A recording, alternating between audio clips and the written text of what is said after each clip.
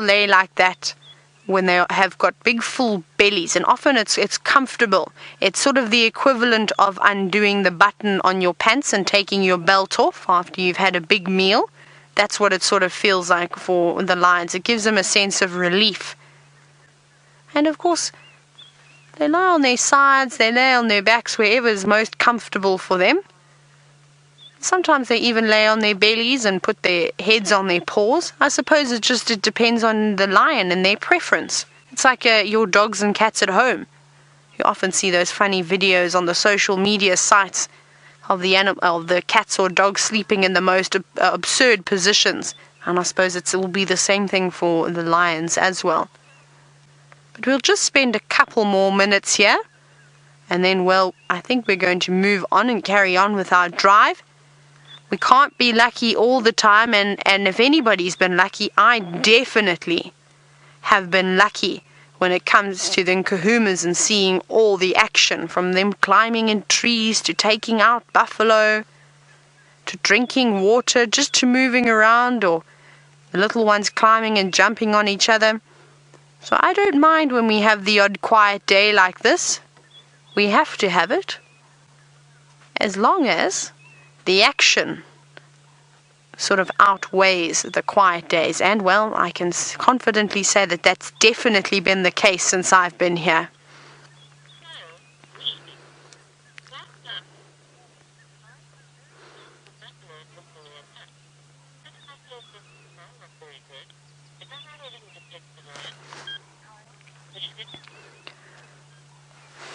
Now, we sat and watched the lions yesterday. It was quite interesting. We watched them play about. The lionesses were quite active too, and then they decided to have a siesta. And then during their siesta, they all popped their heads up. All the adults sat up. And I suspect that the lions either smelt or heard that buffalo that they then stalked and caught. Now, Carl from Michigan, you were commenting on the fact that the lions were quite close to where that buffalo was coming from, and you were wondering if their sense of smell is not that great. Now, that will also depend on the wind. So if the wind is blowing downwind from the buffalo, the lions would be able to smell that buffalo, but then of course that means that the buffalo wouldn't be able to pick up on the lions. Now, buffalo have got rather good sense of smell. They rely on that in their eyesight in their hearing quite heavily. Their eyesight's not too bad. So I think that as that buffalo was moving through the drainage line, and I think that's exactly what it was doing, is that it wasn't walking on the banks, as I think it was moving through this narrow drainage, and it must have just put a wrong foot somewhere and maybe cracked and stood on a branch or shuffled through some leaves. Remember, the lion's hearing is exceptional, far better than what my hearing is, and I think that they could have heard it and then reacted. Remember, it was just the one lioness that showed interest, and when she got up and walked towards the edge of the bank, perhaps she got a better look then at what they were going after, and that's when the other lionesses saw that she was definitely very keen on something and she meant business, and they all joined in as well. There wasn't a big chase. I think they got really, really close to that buffalo, and because it was sort of quite must have been quite exhausted and hungry and tired and just really feeling the harsh effects from the drought. So I don't think it was particularly really watching around what it was doing. So perhaps it was walking with its head on the ground, moving along slowly, just thinking, where am I going to find some more grass? And then, of course, before it realized what it had done, it walked straight into a trap that the Nkuhumas would have set up. And he tried to make a dash out the other side of the drainage back south, but unfortunately the Nkuhumas were just too close, and I think that they'd all fanned around and then cornered that buffalo. Hello, little one, you're going to also come and suckle? I think that was the last one to come out now from sleeping under a tree, just in the way, sort of out the way. As you can see, that little cub is fast asleep. And they're panting quite a bit, so it's still warm. Louise, what's the temperature now? Has it changed much at all? From the 95 degree Fahrenheit that it was earlier when we started? Louise is going to have a quick look for us so we can see.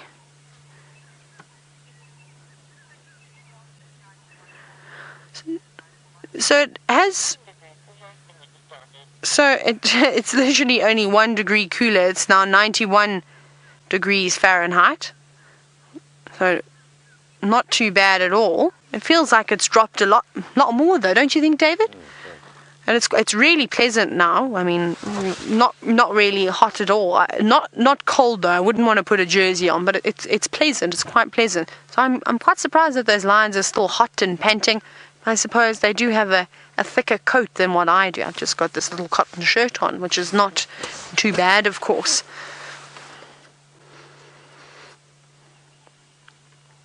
But we'll give it 1 more minute. And if these lions don't wake up and show any sign that they're going to play around, then I think that we will probably carry on and try again first thing in the morning.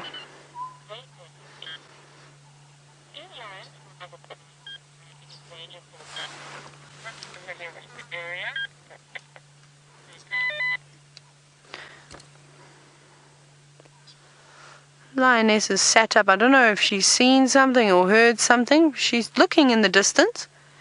Perhaps she's trying to suss out what she heard. Oh, here we go. Let's see what's going to happen now.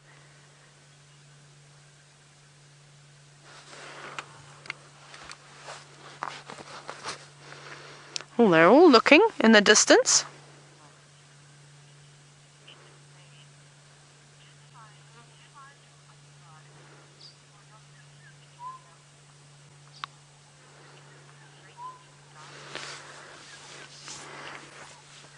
Now, Dayton from Maine, you were wondering if there are new lions to a particular area, do they pose any threat to us as guides if they're not used to us?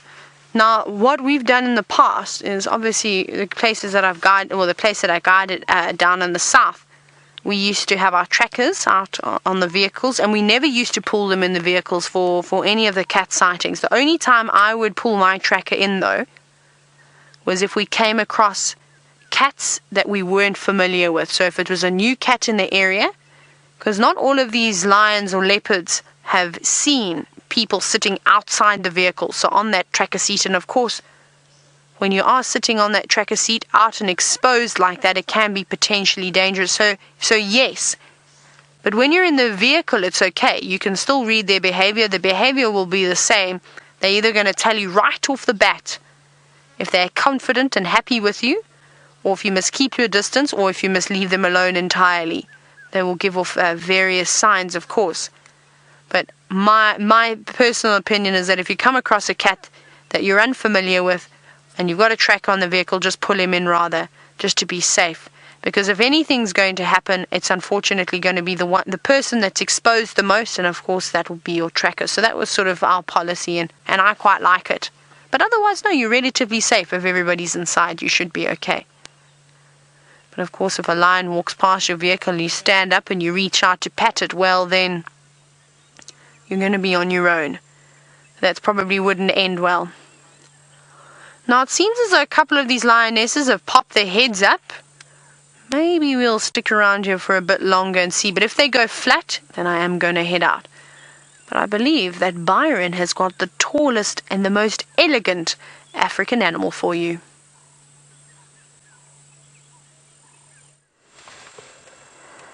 And we do indeed, Taylor, some beautiful giraffe.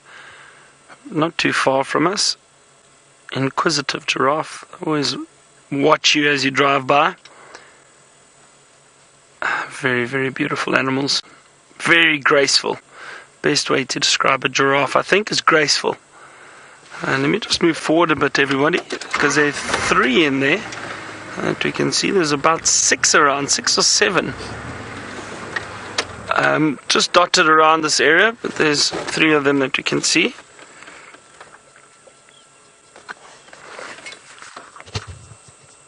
And they all appear to be males. And it's not unusual to find a group of males together, like almost a bachelor herd. Young males, these are young males. I think, hang on, there might be a female coming through here too. I can't see now, hiding behind a little bush. But those ones that we saw, those three are all males.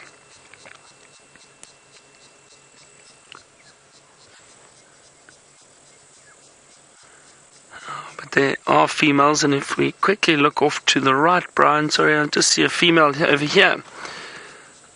Oh, there she goes.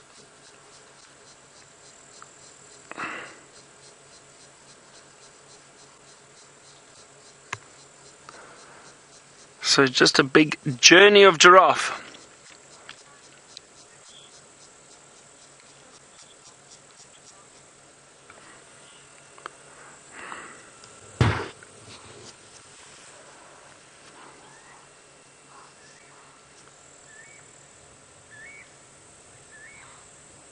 Hang on everybody, I can just hear some alarm calls. Let's just listen very carefully.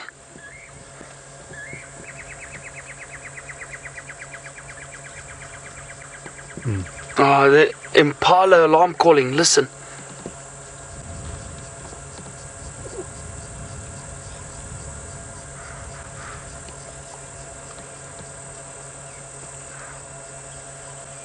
Oh dear. It's quite faint everybody, but you could hear it a little bit. The snorting of impala alarm calls. Hang on a second. Unfortunately, it's coming from north of our boundary, but let's have a look. Maybe whatever it is, if there's impala have seen something and the alarm call, if they chase it away or try and get it to move out of the area that they're in, maybe it moves south towards us. So I'm going to hang around here. Stick with us. Let's see if we get a bit closer to those alarm calls. Maybe we can see something. Hold on, everybody. That's very exciting. Let's just stop up ahead. I'm going to listen again.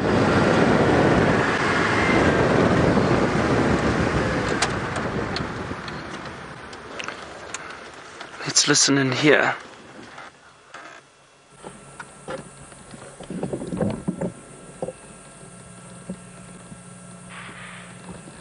Yeah.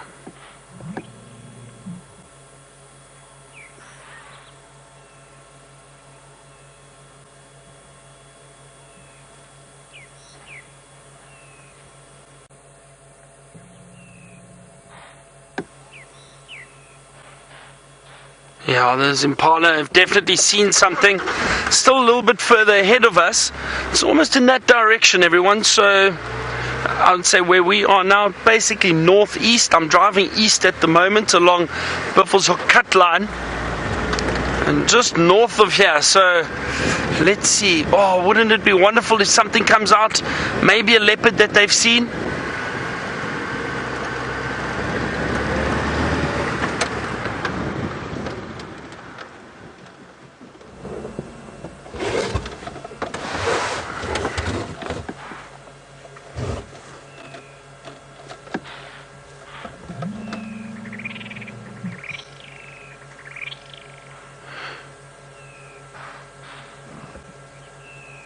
Tracy, you want to know what are alarm calls and what do they mean? So Tracy, a lot of the animals, the herbivores and that in these areas, some of the primates, most animals have got an alarm call.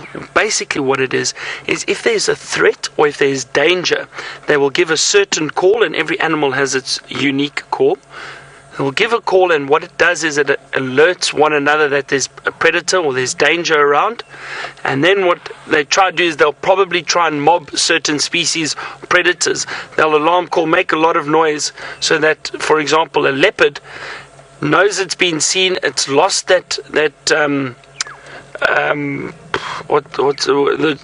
basically the chance of ambush. And the element of surprise, it's lost that, so it will probably move out of the area. Now, animals react differently to different predators. Now, those were impala that we could hear, and they give a snort. So, something like that. I can't do it very well. It's a nasal snort, and I can't do it. They're still calling, everyone. You can hear that. Just listen.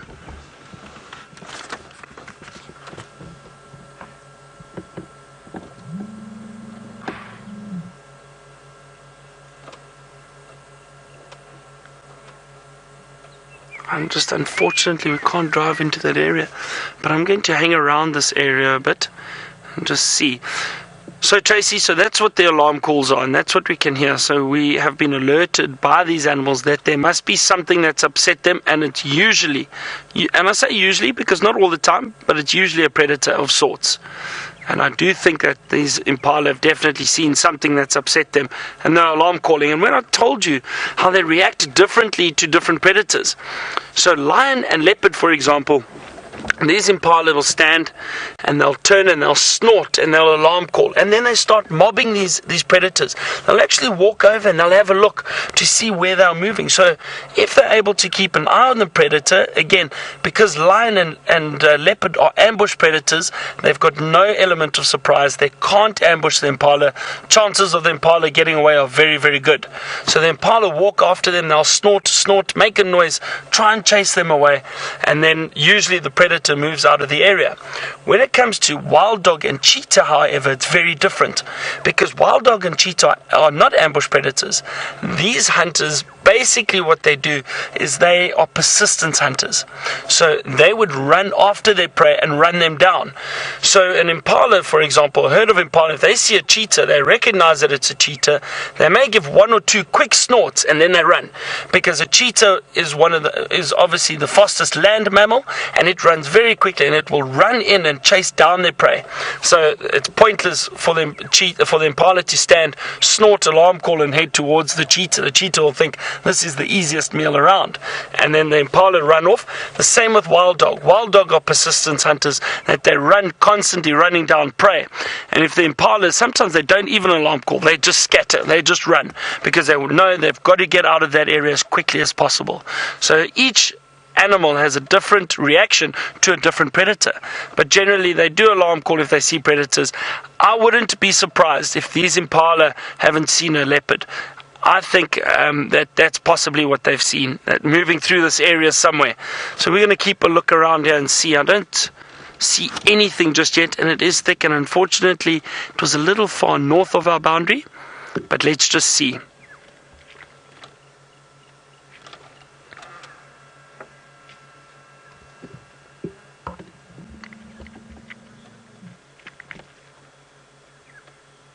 Unless you hope a spotted cat comes out, that would be wonderful. Yes, it would indeed. Still quite warm though, but as I know, these leopards move around any time of the day when they really want to. It all depends how they're feeling. I mean, if it's very hot, they do tend to rest and conserve their energy, but now temperature did cool down a little bit. It's not unusual to see them moving around.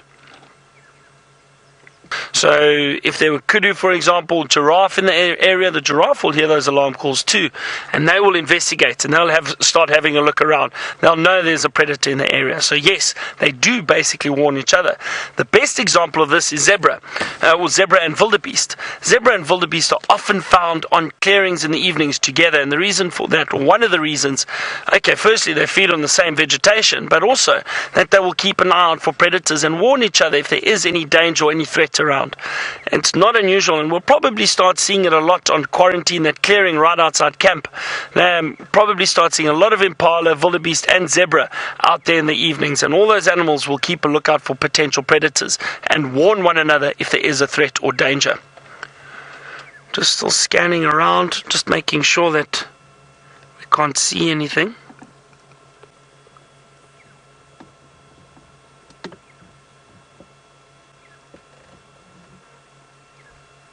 As impala have gone quiet, what I'm going to do is I'm just going to turn around here, everyone, and I want to drive back down this road and just investigate very, very carefully.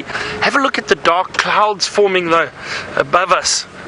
Look at that, it really is getting dark. I don't know if we're going to get rain. Often it builds like this, and it feels like it may, but then it just threatens and clears again, and it may do this for 2 or 3 days, and then if we're lucky we may get some rain. Okay everyone, I'm going to start looking very carefully through this thicket to see if we can't find anything wandering through here.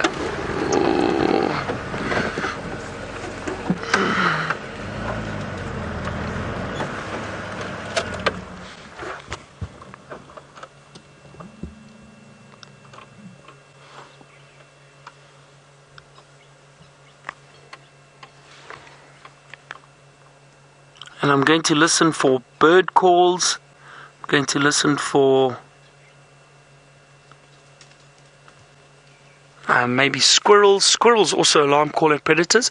I can hear an elephant and I can see an elephant's legs just through the thicket. It's quite dense. I don't think you'd be able to see it at the moment.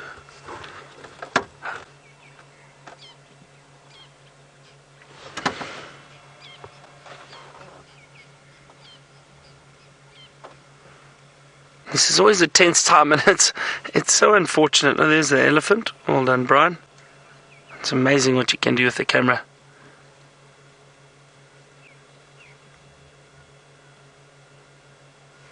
And it is frustrating at times. I mean, you know, we've spoken about this massive area that we are in, and there are boundaries purely because of land ownership and that, but there are no fences, so the animals can move freely wherever they want to go. Which is wonderful, and that's what makes this national park or game reserve so spectacular, is because it's such a huge area. The Greater Kruger Park is bigger than some European countries, everyone, just to give you an idea. It is massive. So even though there are these boundaries which we obey, the animals don't have to. They can still move around wherever they want. And it can be a bit frustrating at times knowing that there's potentially a predator not far from us, but we can't get there. But that's where patience comes into it, and who knows what you may see.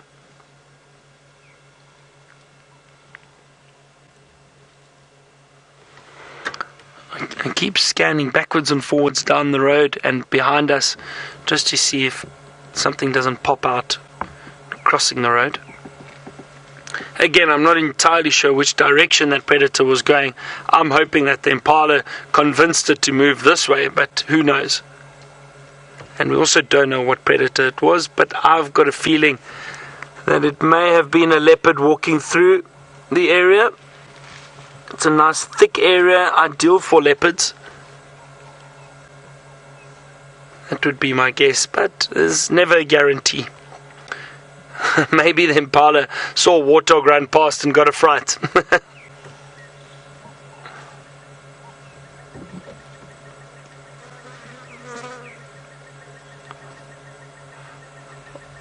Joaquin, all the way from Bratislava, welcome. It's lovely to have you watching. You wanted to know, you said there's no roof on the vehicle. What happens if the animal's attacked? And Joaquin, you know what, we are safe on the vehicle. There's no threat or danger. We are still very careful. Obviously, we are in a wild area, but the animals do view the vehicle as something which passes by, that they're not threatened by.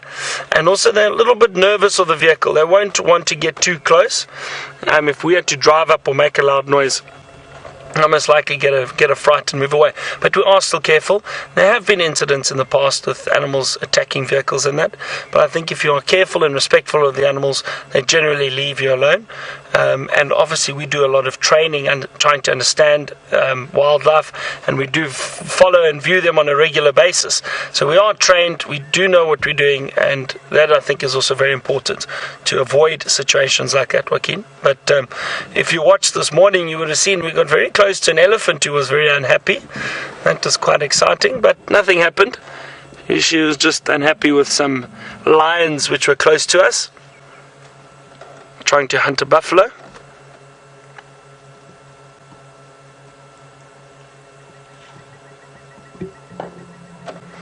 I've heard no more alarm calls. There was some impala which crossed the road ahead. Tell you what, let's just drive down this road once more. Let's have a look. Stay with us. Let's just see. You never know. Maybe we get a glimpse of something. Let's just have a good look. That elephant is still feeding, the one that Brian showed you earlier. Elephant seems pretty relaxed. And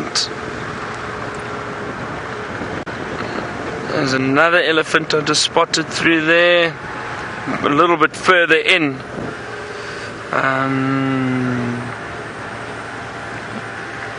And look here, everyone, there's still this giraffe around. And look at all these impala through there. You can see that, so I doubt there's a predator moving through here now, because we most likely would have been alerted to its presence by the impala. Anyway, we'll do one more check up the road. We're going to turn around. While I do that, let's head back to Taylor and get an update from her, see where she is and what she is up to.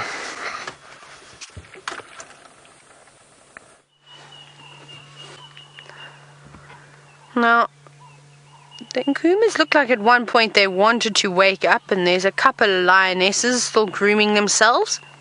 But they do this bizarre thing where they groom themselves and then they go back to sleep again. Now, I hope they don't do that. And the cloud that we saw earlier is starting to engulf the sky. You can see how dark it's got in the last 20 minutes or so. So that's no good for us.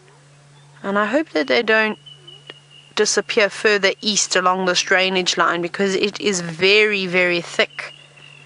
If they do get up, I'm hoping that they sort of go back north through the drainage, because at least it opens up a little bit. This side is not very fun, and it'll be quite interesting, obviously, as it gets a little bit darker. But of course, as it turns out, I've ended up sitting with the Nkuhumas for the entire afternoon. They just keep giving me little signs saying that we're going to get up now, we're going to get up. And they really have tested my patience today. But this is the most activity we've seen all afternoon. Come on, little ones, be your adorable self and climb trees and push each other around. We love to see that.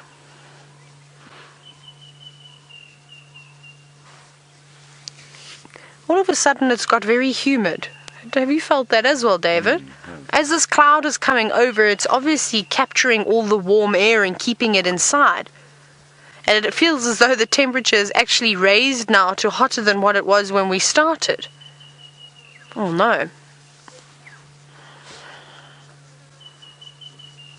There's a lion doing its job and pulling some twigs out of that lion's coat. Hello, my beautiful girl. And every time I see her, look how her ear is getting stronger and stronger. Now, I don't know if there was damaged cartilage. Probably not. I wonder if it flopped like that because it was so swollen. You can see the tip of her ear is quite swollen. But the swelling is going down quite a bit now. So I think it's actually going to almost heal completely. Maybe she'll just have a slight little flop to it. But I don't think it'll be as sort of drastic as what it was when we first spotted her. Having a good groom from one of the lionesses now.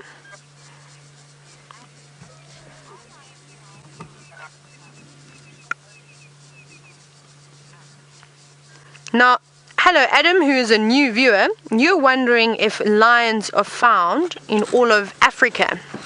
Now, quite interesting. And in the sort of very rural areas, so when I say the areas that are not heavily populated, lions are of course found. So for example, if we look at South Africa, I need to put my pen away. I've been making notes and things of what I want to do, and that's why I have my pen in my hand, and I also drew a picture. Do you want to see the picture quickly, Adam? Let me just show you what an incredible artist I am. I drew a flower, and then I was also showing David what a fly's mouth looks like. Wonderful. Not very good at drawing, of course. I didn't do art at school, thank goodness, because that would have been an absolute disaster. Now, sorry, Adam, you'll soon learn that I get distracted very easily and by the smallest of things. Now, if we look at South Africa, for example, along the coastline, especially along the southeast coast, there's quite a few game reserves that have now been developed. Unfortunately, that most of those areas all along the coast, when the settlers first started arriving, was all turned into farmland because it was convenient. But now, they have, of course, decided, we don't need all of these farms. Let's try and reintroduce the natural vegetation and the animals. So you go along the coast of South Africa, and there you see an abundance of wildlife, and lions being one of the case, have been reintroduced, because unfortunately, well, the Cape lion was hunted out.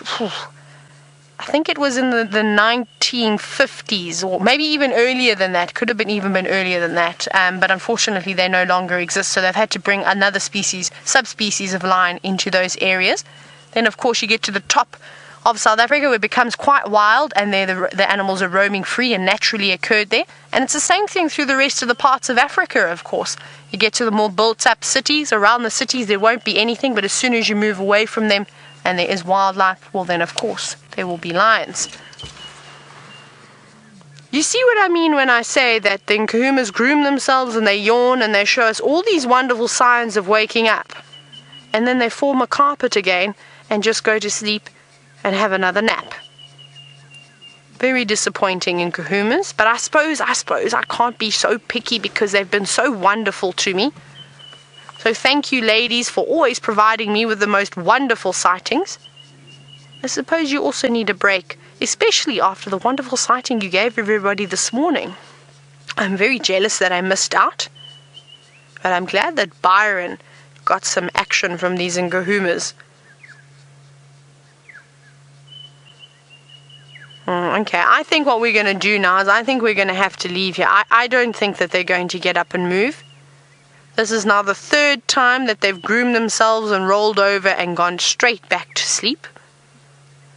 I think we're going to slowly try and navigate out of this very tricky spot we've got ourselves into while we've got a little bit of light, because if we had to do this at night, well, we'd probably need a rescue team to come out and fetch us. So let's see if we can start going. Thank you, lovely Nkuhumas. Whew. I almost thought that I wasn't going anywhere. Rusty didn't want to start. So while I try and get out of this tricky situation, we sort of say thank you so much to the Nkuhumas, but we'll see them tomorrow morning again, hopefully, to continue the cat streak. But let's go back across to Byron and see how his lovely sunset afternoon is going.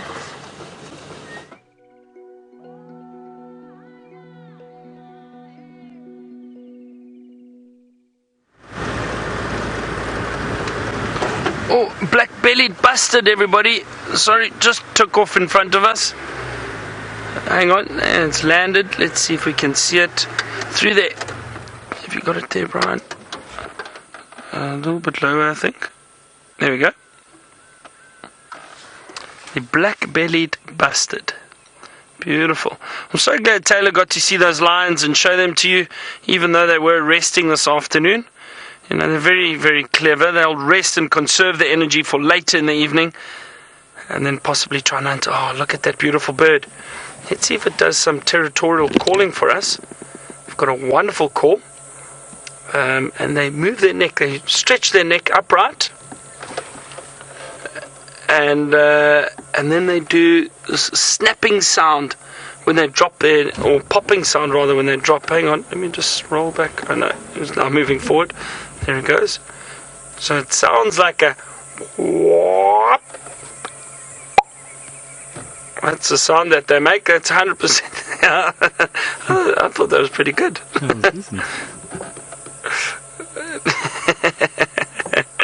The black-bellied Bustard call. Let's see. So we didn't have any luck with that leopard, everyone. I did see a vehicle from Buffelshoek and told them that they need to check that area and then let me know if they do see something.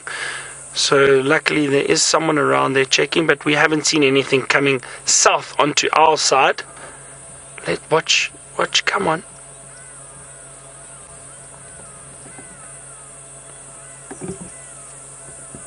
Not interested in calling this afternoon.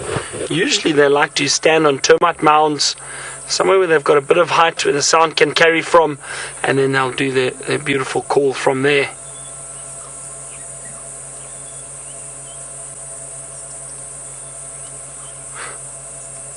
Why did the black-bellied Bustard cross the road? Maybe you can send us a comment on what you think the answer should be for that. Why did the black-bellied Bustard cross the road?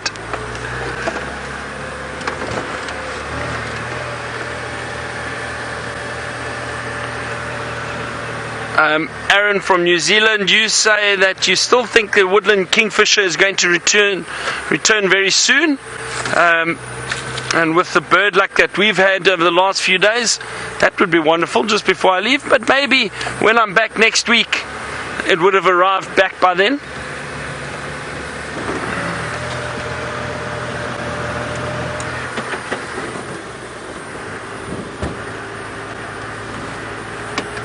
Oh, temperature's cooled down a little bit now. Isn't that nice, Brian?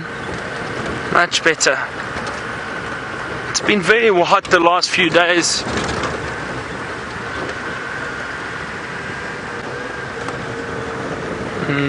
Just the building up of the rain.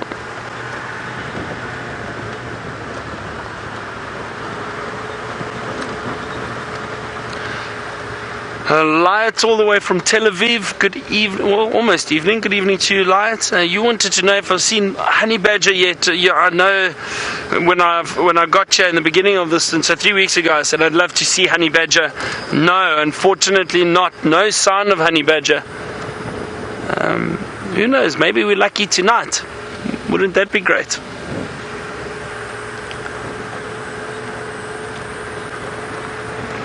I really like taking these slow drives and just scanning very carefully, just seeing what may pop out. You know, those, if we didn't stop to look at those giraffe and spend a bit of time with them, we wouldn't have heard those alarm calls. Even though we didn't see anything, it's still exciting to know that there's things out there, there's things happening very close to us. And we need to check very, very carefully. Some impala around here. Nice open area, so perfect for the impala. You'll see them just in front of us shortly. There they are. Good evening, ladies. Anybody feeling like they want to give birth tonight? I said that our first impala lamb would be seen tomorrow. I don't know, I'm starting to doubt myself. It's too soon to panic. I think James's time has passed, hasn't it? Wasn't James around the 5th or this somewhere? Or 6th? Yeah, far too early, James, far too early.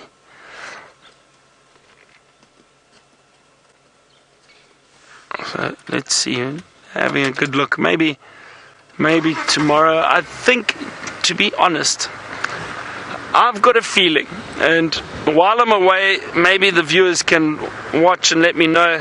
But I've got a feeling that our next storm, our next decent storm, I think that the next morning, I think we're going to see a lot of impala lambs running around.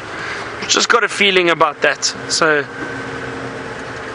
drive. You know, as we've been driving, we've just been bumping into various species, and it's really been wonderful. So nice.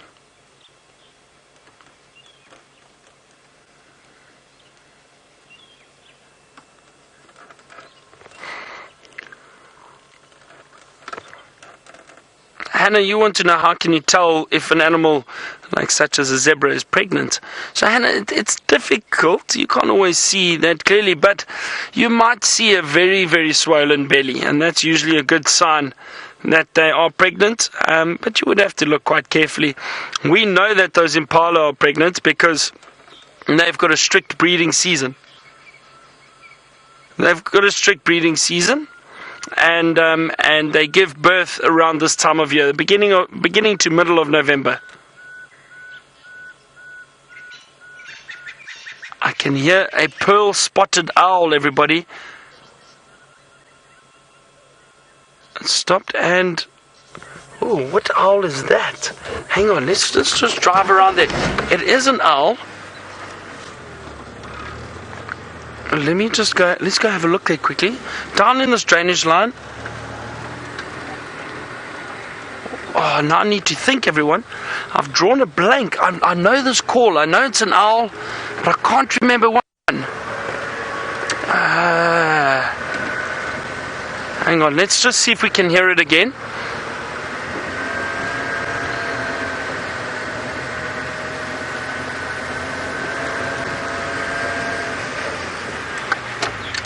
Okay, let's listen. Oh. Franklin's making a noise. Some arrow-marked babblers. They stopped. Okay, where's it? Come on. Need that owl to call again.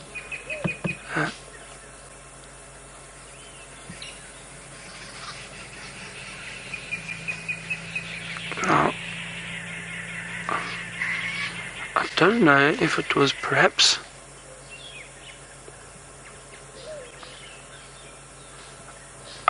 Let me just hear what a wood owl sounds like, everybody. Let's listen quickly. That was not it. Or maybe a white-faced scops owl. Hang on.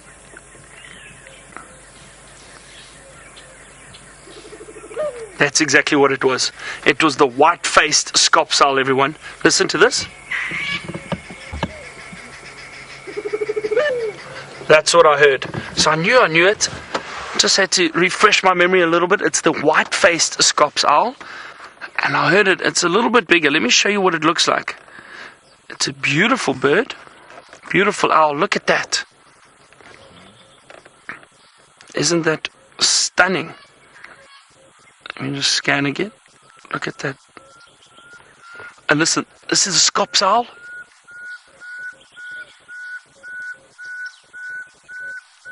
That whistling.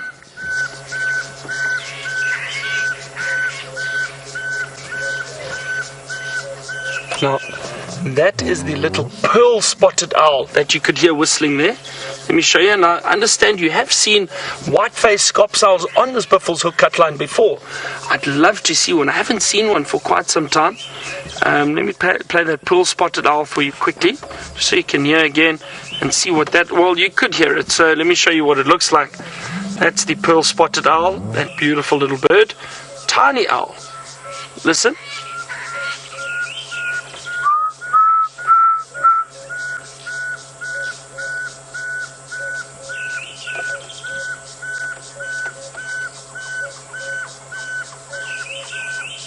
That's that little bird.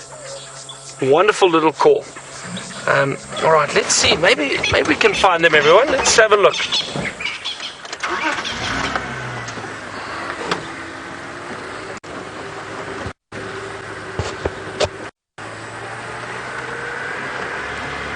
James, you're 100% right. The owls have eluded me on all these drives, and I keep hearing them, just not seeing them.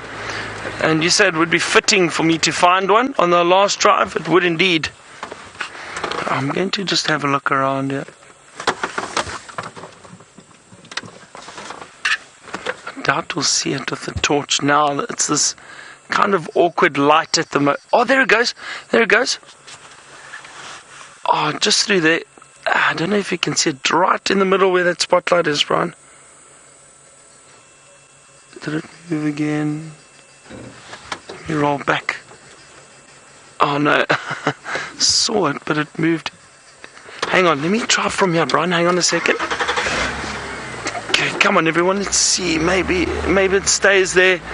Flew to the top of that tree. Maybe from this angle we might be able to see it. And we'll see somewhere there, Brian, on the edge of that tree. Just have a look. I'm sure I saw it in there.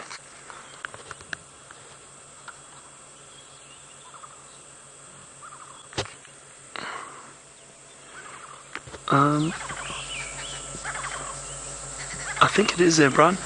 So, there, just where the spotlight is. Can you see the spotlight? A little bit right there. There we go. There we go, everyone. There it is. Fantastic.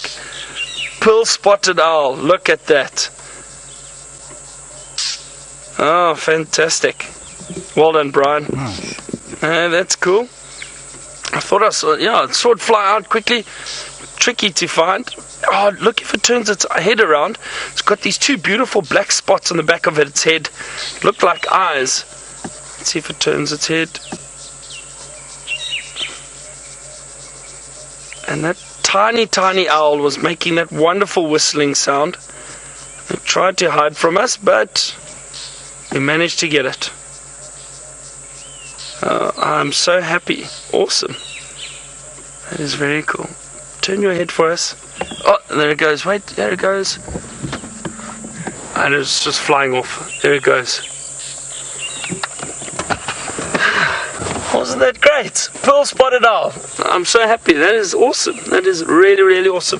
Those little owls are about the size of my hand. Very, very small. Not big at all. You could see with it flying there. They're difficult to spot. But if you know the calls and you're patient and you look very carefully, you may get lucky just like we did. And we got to see them and show it to you. I'm so glad. That is awesome.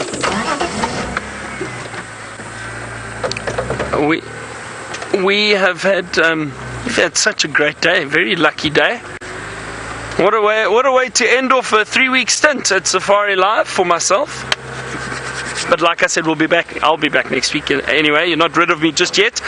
We're going to carry on looking for some wildlife while I'm driving around, and then let's head back to Taylor. I think she's just got to Buffelshoek Dam. Let's see what she's up to.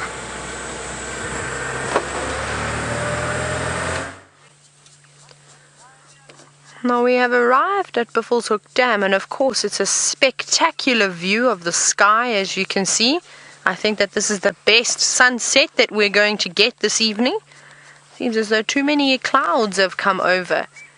But as beautiful as the sky is, unfortunately, it's actually a very, very sad scene. You saw that buffalo was almost emaciated, and now we've got another young buffalo calf, all on its own, looking very thin and looking very, very tired, just sitting here in the mud. You can even see a little terrapin has creeped on over to it, just underneath its legs. And I think it's going to try and pick all the ticks off of its legs. Now, normally the buffaloes would get up and move away from something like this. And I think that just shows you how weak this little calf is. Now, Mom is not around here. So either Mom has passed on because of the drought herself, or maybe she's been taken, or she's been eaten by something. I'm not sure.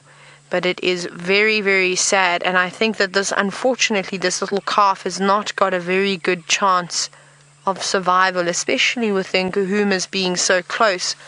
But even have a look at this buffalo bull just behind us. Now, I'm very saddened by this. This is not nice to see. You can see his ribs. You can see his hips, and you know why it is so sad is because we know that he is struggling. But now that all this lovely green grass is coming through, if it was only a week earlier, I don't think that these buffalo would be in this condition. I'm so sorry. He's not even ruminating, and that's normally what we see them doing. If they aren't eating or if they aren't drinking, they're typically ruminating. Now, very, very, very sad scene at Buffelshoek Dam this evening. But may whoever is out there be in your favor tonight, buffalo. But I think let's carry on. Let's move along. Now, I want to have a quick look at the buffalo carcass. I'm not going to go too close because it's rotten. And I was gagging off the side of a vehicle just as we were coming up in Yala Road. David thought it was very funny. I'm going to stop, not close by, and we're going to have a look from over here. But I don't think it's been touched yet by any of the scavengers. Well, you can see that it looks like there's a bit of feces on it. So perhaps the vultures have been around, but they haven't opened up the carcass at all. And you can see it's very, very bloated now.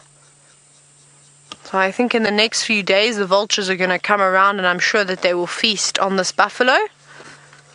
It seems as though there's quite a few buffalo lurking around here. But we shall carry on, and I think it's time for the spotlight. So we shall bring the spotlight out. Spotlight, where are you hidden? Come out from your cupboard. No, it's stuck on something. I have to get... What are you stuck on? Sorry, I'm trying to figure out what this is stuck on. There we go, I've got it now. I need a little bit more cord. Aha, that's better. Oh my goodness, I'm so sorry, buffalo. I wish the rains had come a little bit earlier for you. But it was necessary. The buffalo populations tend to get out of hand quite quickly. But rather have nature cull the populations and the lions take care of it. Now, David, what are we going to go and look for?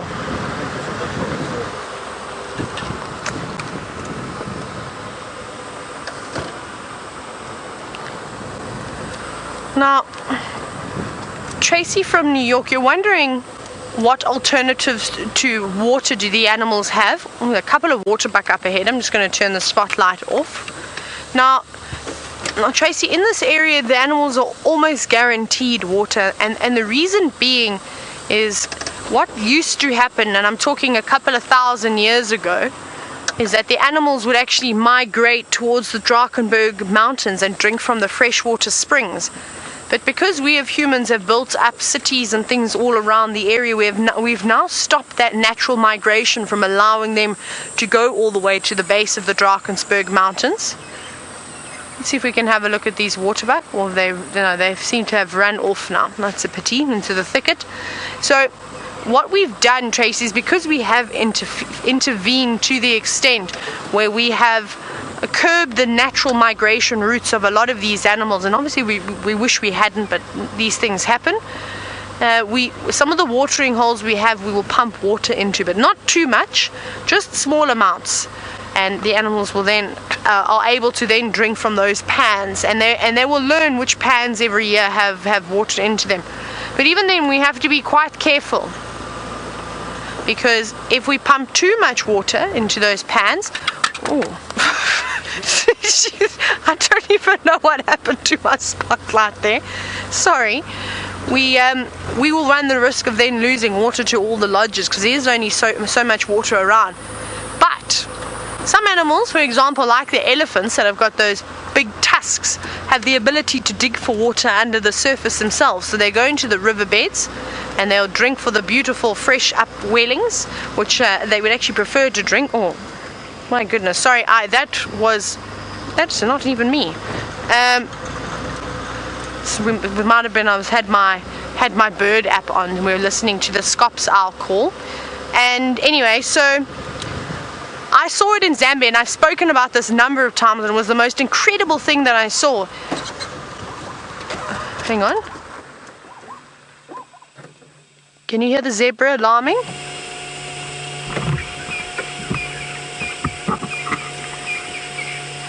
Okay, so the zebras gave a little bit of a shout. Let's go and investigate. We're on the cut line, but also cut line. So sorry, Tracy, as I was saying, is that we normally see the zebra and the waterbuck, of course, following, and even the vervet monkeys following the elephants around.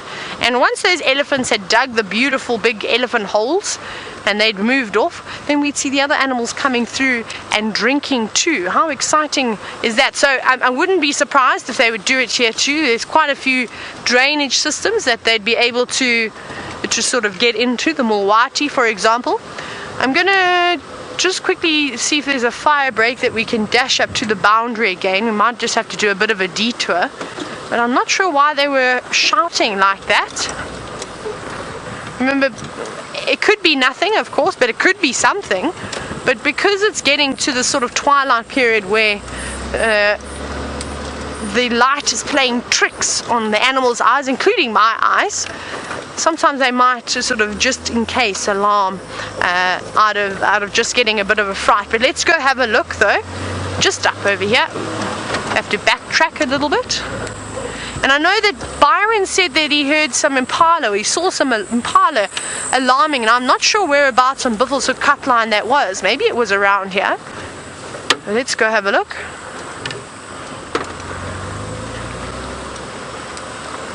Okie dokes, right. We're going to go and follow up and see what's happening. It seems as though we're on the other end of the Buffelshoek cut line. But let's go back to Byron, who has got a scrub hare.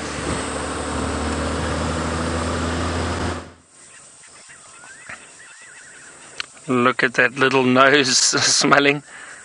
A beautiful little scrub hare. And we can start hearing some other nocturnal birds now. And one of my favorite sounds, the fiery-necked nightjar. What a wonderful name, fiery-necked nightjar. And you can hear it. It's got that wonderful call.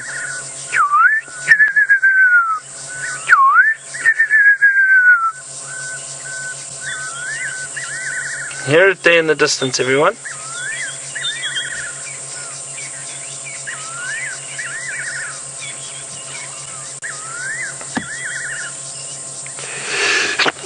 excuse me, sorry. Oh, dear. I'm allergic to scrub hair. A very, very cute little scrubber. I'm not going to shine the light on it too long. It's very relaxed, but it's going to start getting active now. Moving around, foraging for food. We'll leave it. Good night, little scrub hair. And let's see. Brian had an amazing spot. Was it last night, Brian? No, the night before, of a chameleon. Let's see if we can find another one.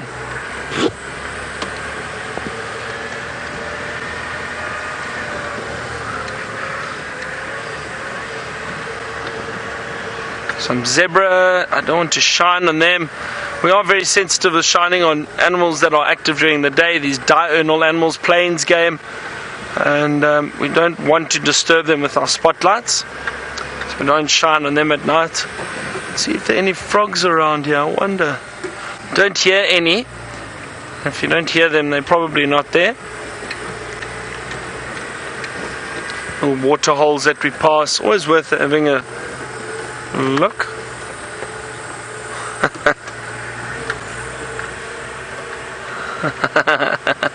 And then a question from someone very interesting Twitter handle, 1 stoner 2 cats. You want to know, oh look at everybody, look what I have spotted, and I hope it stays there. Brian, on this tree where the spotlight is, there's a little scorpion in the center. Look at that, everyone. See the scorpion pincers?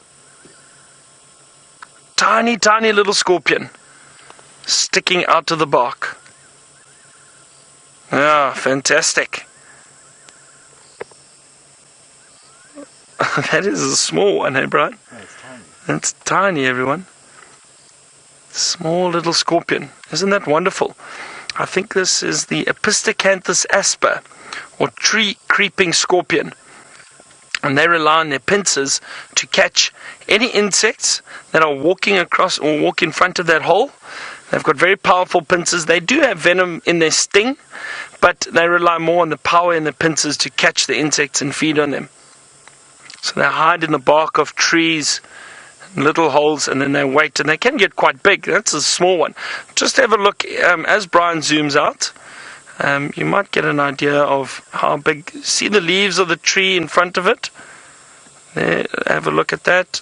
Just to give you an idea, in comparison to those leaves, you can see it's very, very small. Very, very small little scorpion.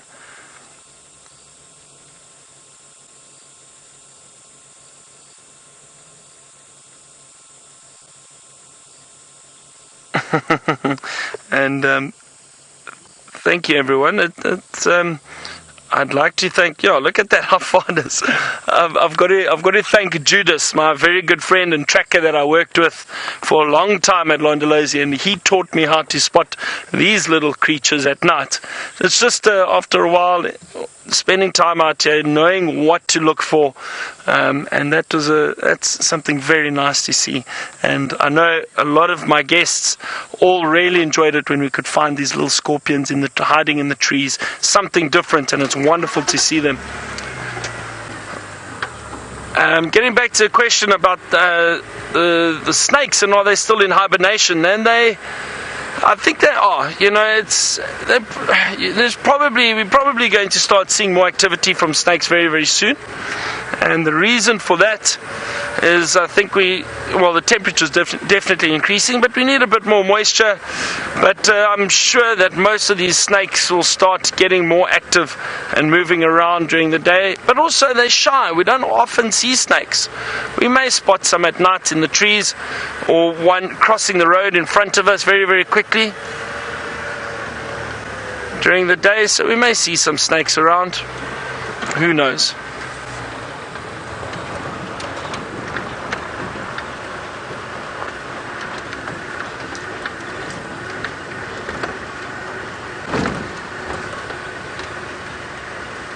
All right. I know Taylor said, "Oh, is that a branch?" That's a branch, eh, Brian? Yeah. Oh dear. Just seeing things. All right, but I know Taylor was following up on the zebra alarm calls. Let's head back to get an update and see if she did manage to find anything.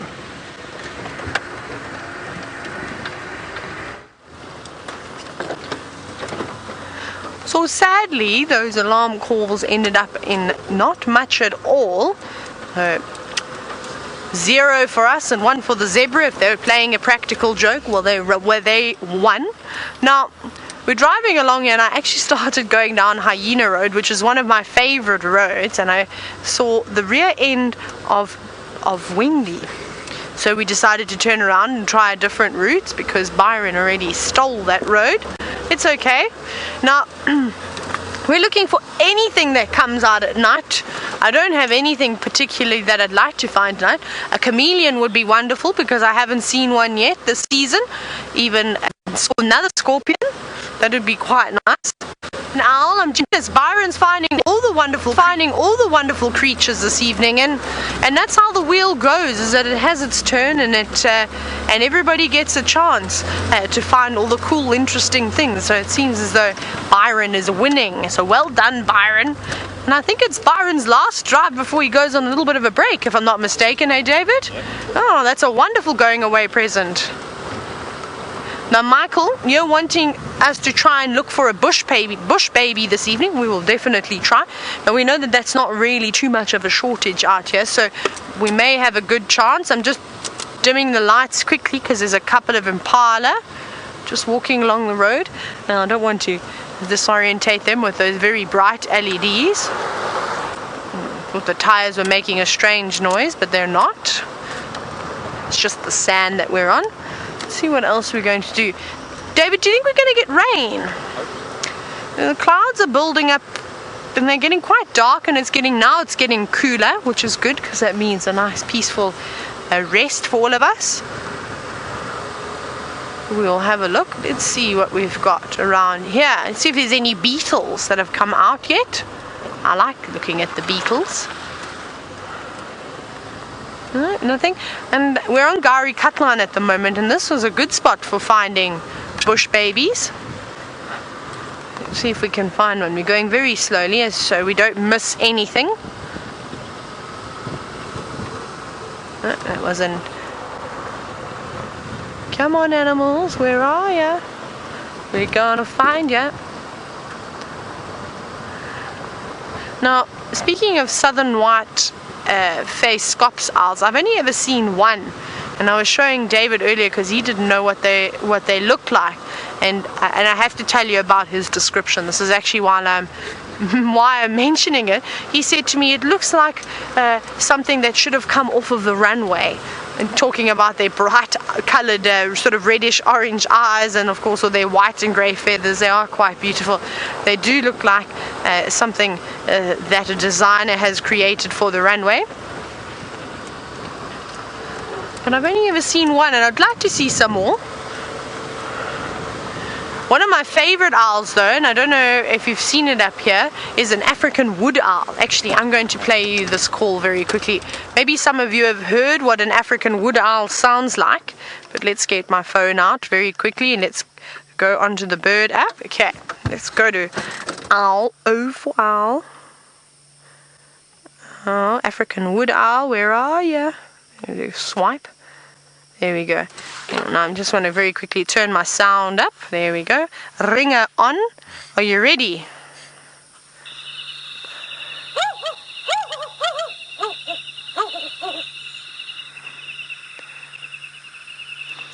Isn't that incredible?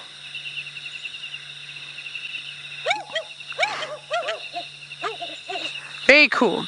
One of my favorite calls to hear at night, and you don't hear it too often here, just occasionally. Louise. Used to hear it a lot in the Eastern Cape, almost every single night. Louise says I need to imitate that.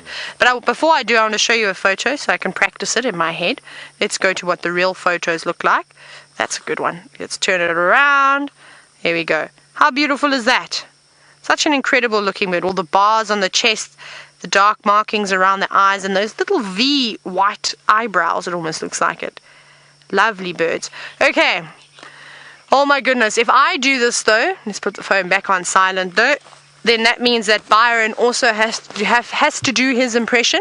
But now, David, you got to do it with me because it was the female and the male calling. Ooh, okay. So which one do you want to do, the deep part or the high pitch part? I'll go for the deep part. Okay, you ready? So you got to start it. So it's hoo hoo, and then I'm gonna hoo hoo hoo hoo hoo.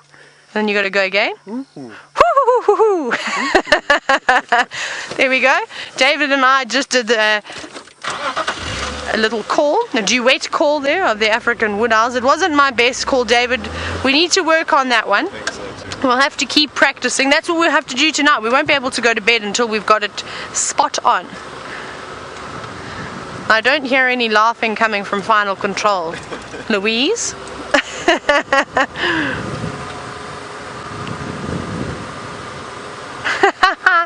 Now I've got a very sarcastic laugh in my ear from the navigation system. Be careful, or I'll put you on open mic, Louise. To threaten the ladies sometime.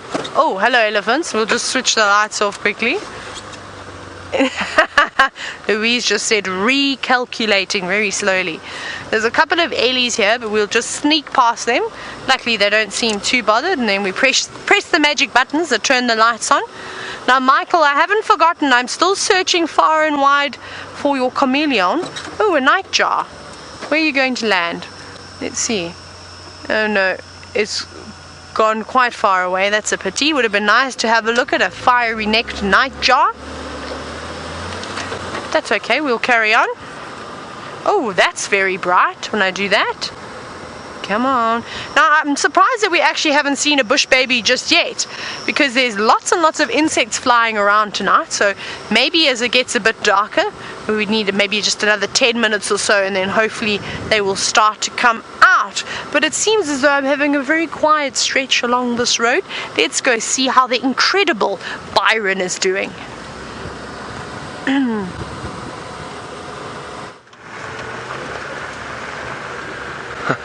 Taylor, we're trying to look for chameleons, nothing just yet. I understand we've got a bird call challenge for the African wood owl. Luckily I've got Brian with me too, so Brian and I will try our duet. Alright Brian, let's see. So I'll start. I'll do the countdown. Smash. Countdown, okay. 3, 2, 1. Woohoo! Woohoo! Woohoo! Woohoo! Wood owl, everybody. Wood owl.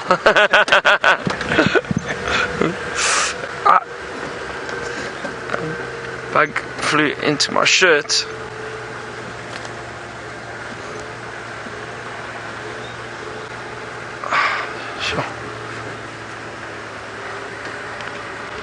Come on, we need to find something interesting. Little bush baby or a chameleon, a chameleon. It's been such a lovely afternoon. I've really enjoyed it, and I hope all of you have too. Ooh. Even though we didn't see a leopard, it's not always about that. It's about spotting all these other little animals and creatures.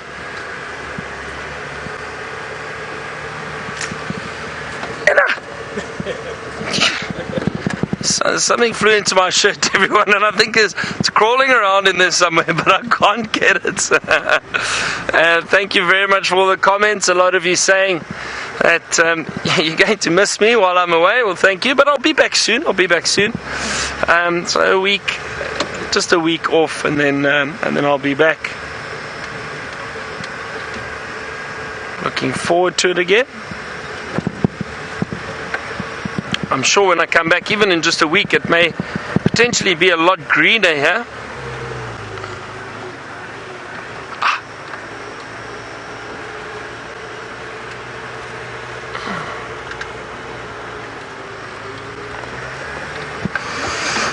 Sure, I do hope it cools down a little bit tonight.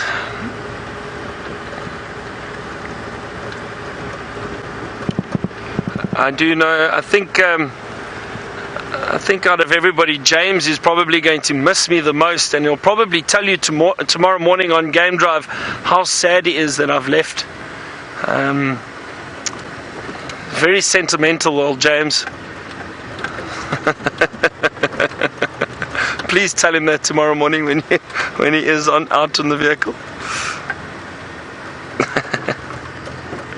It's been wonderful again, and working and driving around with James and Taylor. It's obviously great with Taylor too.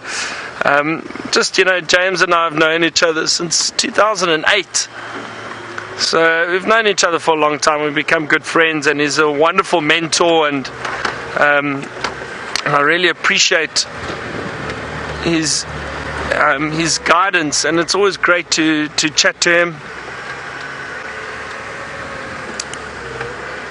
But anyway, enough about that. Don't tell him I said any of that, please. Well, let's head back to Taylor and see what she's got. Has she got something in the tree? I see her ahead of us.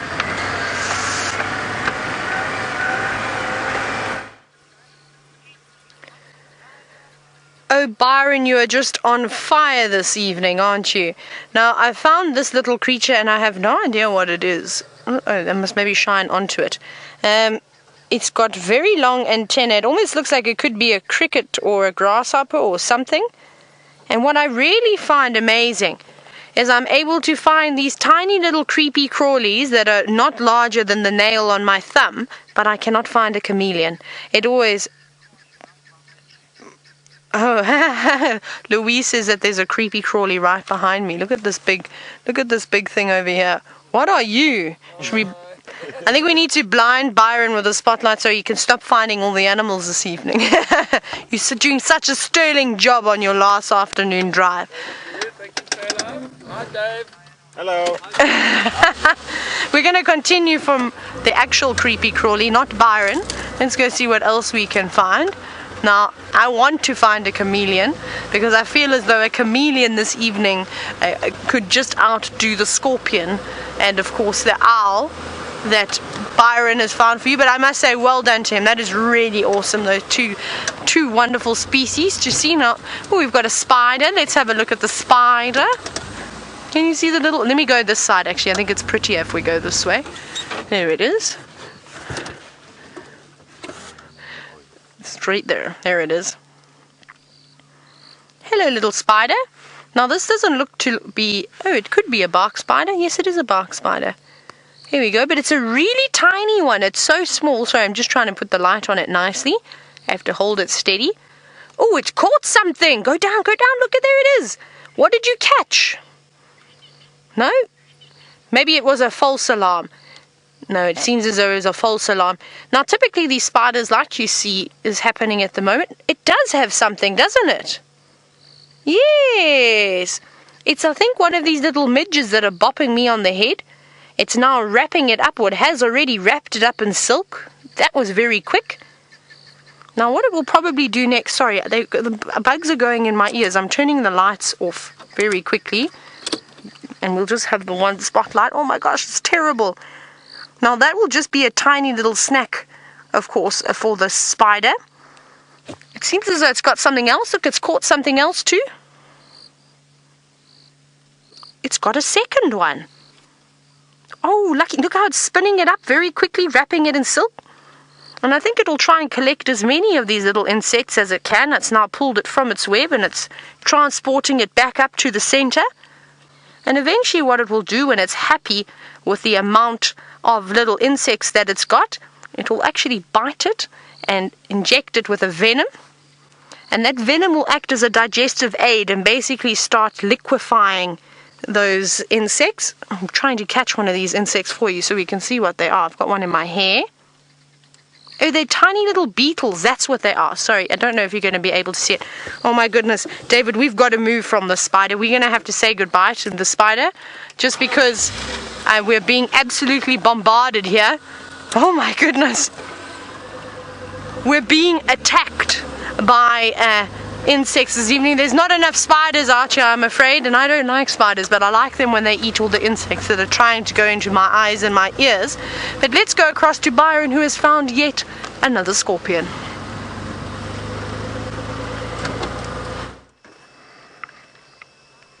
I have indeed, everyone. This one's a bit bigger. Also in the tree. Look at that. Isn't that beautiful? Oh, do you hear that elephant in the distance? Something upset it. Maybe it's just a youngster. Anna. A youngster looking for milk from its mother. Just being invaded by insects at the moment. But look at this wonderful scorpion. And you can see the tail is actually still in the hole. There it goes. Oh, look at that. Look how it manages to fit in there. Isn't that incredible? Oh, that cool. tiny hole. That is very cool. Oh, beautiful. Another wonderful scorpion. Brian is very upset with my chameleon spotting, everyone, and I do apologize. I've been shabby. I just haven't been able to spot a chameleon yet. Little scorpions, yes, but no chameleon. I don't know why. Where are my lights?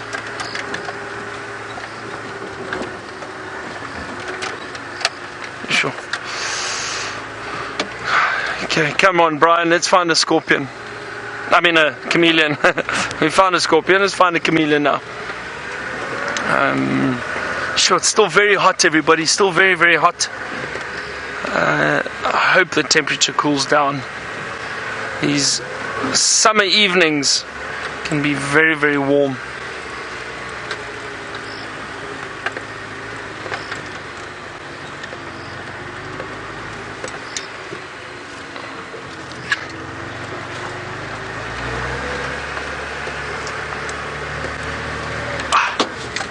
A lot of creatures crawling on me at the moment. Brian, have you got the same problem? Yeah, a lot of little creepy crawlies flying. But that's good, everybody. All these insects and that around at the moment. That will then bring out animals like the chameleons. We can see already there are a lot more scorpions out because there are insects. This is what they feed on. So the more insects, the more little creatures we'll start seeing.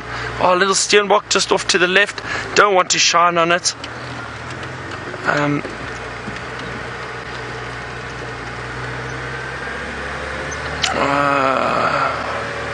Alright, we're going to continue our search for a chameleon. Let's head back to Taylor and see what else she has managed to find.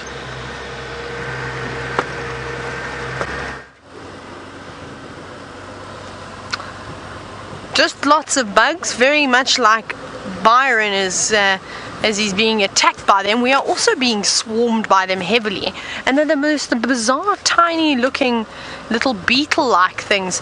Be quite nice to actually try and catch one. Oh, hello elephants.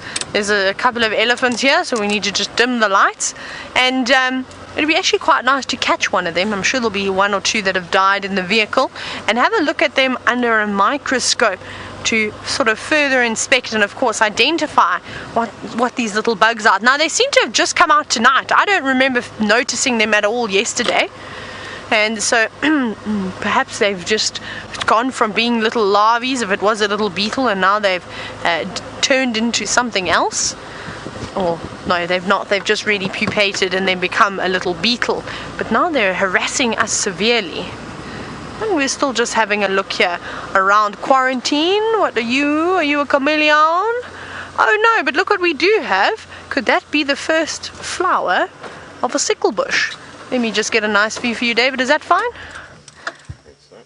Here it is. If we go down. Yes, that little thing over there. Isn't that beautiful?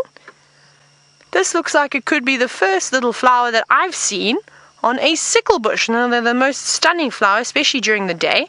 And of course there's a little spider moving around just above and to the left. You can, it actually it's just run up to the top of the branch now. Just there it is, disappearing. My little spider. I don't know what that one was, but it was something quite tiny. And I suspect though that all the insects this evening, and it feels like I've got one on my nose. No, I don't. Are going to be well fed, and especially the insects that eat other insects. Let's see what else we've got around here. Have a quick little look. There's one little thing that I want to show you. One little creepy crawly. Can you see that creepy crawly that I'm talking about? One of my favorite little insects. There it is. A millipede. Off on an adventure, looking for some dead leaves to eat. Now, I wish you well, little man, and good luck, and I hope you find a buffet of leaves. But I'm going to have to say goodbye to you, but I hope you've enjoyed the show with us today, and I hope you look forward to tomorrow's sunrise safari. So just a quick little goodbye from myself and David, but of course we'll see you same time, same place. Let's go back across to the incredible Byron and see if he's going to surprise you with anything else.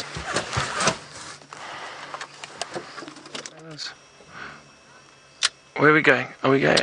All right, Brian, have you got the infrared? Everybody, we want to try something quickly.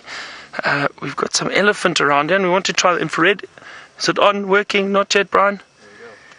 Oh, there we go, everybody. Have a look. We can see. All right. Try and move forward a little bit for you. So we've got no lights on them now, which is great. Except the infrared.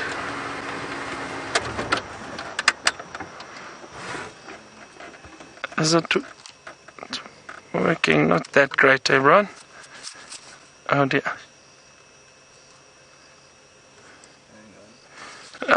You know what? Unfortunately, it's all right. It's a bit tricky with the infrared. We just wanted to try it out. We got them now, but no, it's all right. Let's. We've only got 2.5 minutes out. So had a request for another animal joke, and you want to, and Marianne, you wanted to know, or another animal joke. So I thought of one quickly. It's terrible. So a giraffe. Firstly, you got to know the giraffe have these big thick lips, obviously, so everybody knows that. So a giraffe and a tortoise are standing next to one another, and there's a massive storm around them, and they're kind of enjoying it's a summer storm, so they're enjoying the rain. And the giraffe looks at the tortoise and he says, he's got his lip out, he says, "Don't you just hate it when it rains and the water falls on your bottom lip?" And the tortoise looks at the giraffe and goes, "Uh-uh." Show us again. Show us again, we didn't see.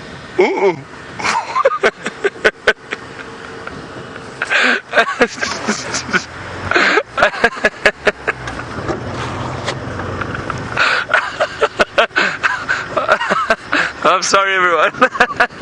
That's all I could come up with. It was short notice. No, well.